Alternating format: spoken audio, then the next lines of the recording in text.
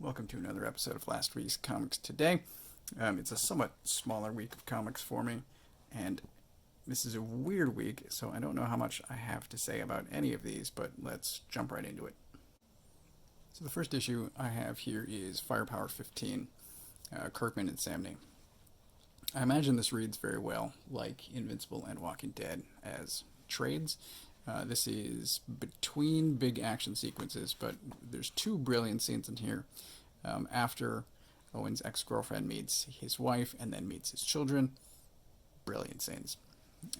This ends with what looks like setup for the next action sequence, so I'm really looking forward to that, but on its own, this is still really well done. We Only Find Them When They're Dead is a book that I haven't talked about on this channel yet. I've been reading since the beginning. The first arc was very dark. It was the coloring was sometimes difficult to figure out what you were looking at. This arc is colored much better. It is much brighter. Everything is visible. In both arcs, the story jumps around through time.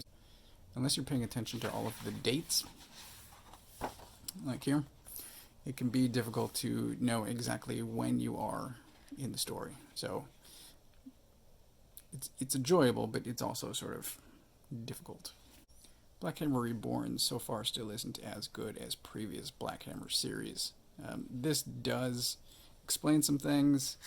We get to see a bit more of who these people are, what's going on with them, but there actually is a very nice last page that I'm really interested in, but it's overall just still not quite as good as previous Black Hammer series, so I'm hoping this improves. Dark Ages #1 is the first Tom Taylor book in the stack this week. The premise, for anyone unfamiliar, is it's the Marvel Universe without electrical power.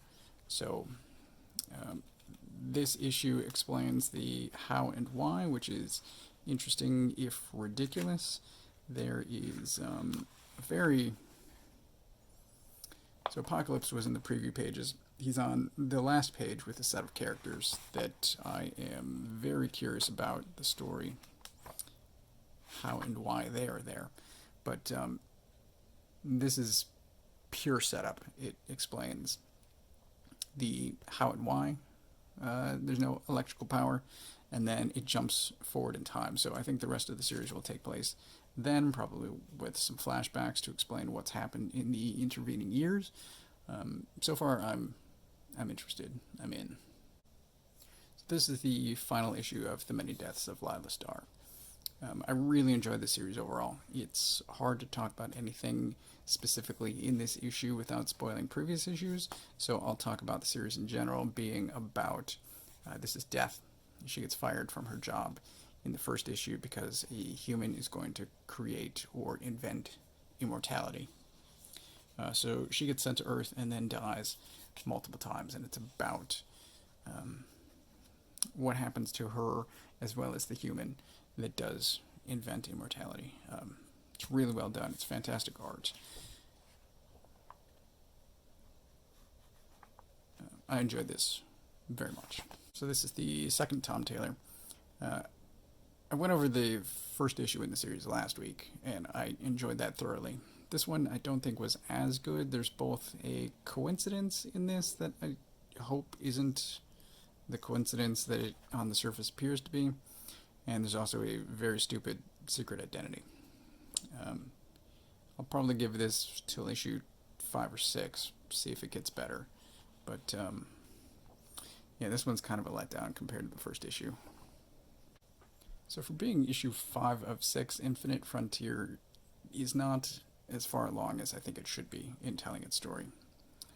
Overall, this seems like it's just set up for whatever is coming next. It's not a story onto itself, which is disappointing. That's what I thought was going to happen. It just seems to be a lot of running in place. And since there's a flash on the cover, you can bet that is a reference to something that happens in here. Miles to Go #5, I thought was the end of the series, but it actually ends with a question mark. And there is a huge left turn that happens in here. As far as the story goes, there is a sudden sci-fi governmental conspiracy thing going on, which none of that was going on previously. So I don't know. I was enjoying it, and then this stuff comes out of nowhere, and I don't know. I don't know. Overall, I can't recommend it. So that was everything I bought this week.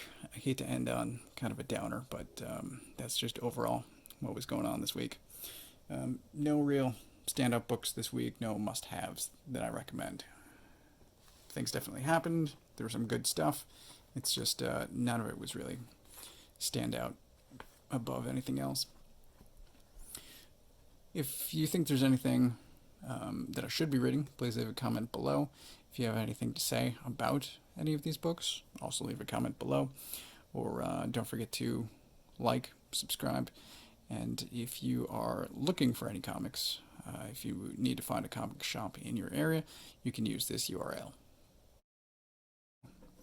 I don't know if we're going to get that next issue or later on.